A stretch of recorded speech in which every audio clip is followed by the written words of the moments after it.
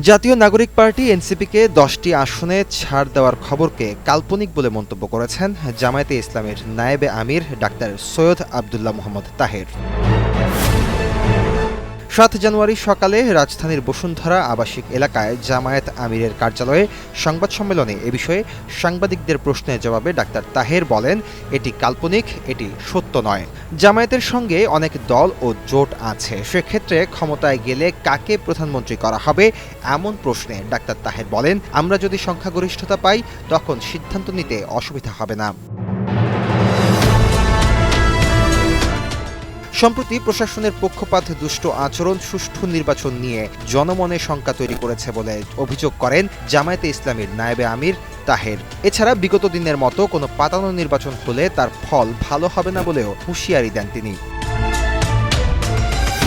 এদিন সকালে রাজধানীর বসুন্ধরায় জামায়াত আমির শফিকুর রহমানের ব্যক্তিগত কার্যালয়ে আসেন ইউরোপীয় এক্সটার্নাল অ্যাকশন সার্ভিসের এশিয়া ও প্রশান্ত মহাসাগরীয় বিভাগের পরিচালক পাওলা পাম্পোলানি। এ সময় তার সঙ্গে ছিলেন ইউরোপের বিভিন্ন দেশের কয়েকজন কূটনীতিক। 1.5 ঘণ্টাব্যাপী রুদ্ধদ্বার এ বৈঠকে বিভিন্ন বিষয়ে আলোচনা হয়, তাতে উঠে আসে আগামী নির্বাচনের ইস্যুও। আমরা মনে করি এর ধরনের পাতানো নির্বাচন বাংলাদেশকে ধ্বংসের দিকে নিয়ে যাবে। সংবাদ সম্মেলনে দলটির নায়েবে আমির তাহের আলোচনার খুঁটিনাটি বিষয় তুলে ধরে বলেন, বিগত দিনে দেশে যত রাজনৈতিক সংকট তৈরি হয়েছে তা সুষ্ঠু ও নিরপেক্ষ নির্বাচনের অভাবে সৃষ্টি হয়েছিল। ভবিষ্যতে কোনো পাতানো নির্বাচন হলে দেশ গভীর সংকটে পড়বে বলেও জানান তিনি।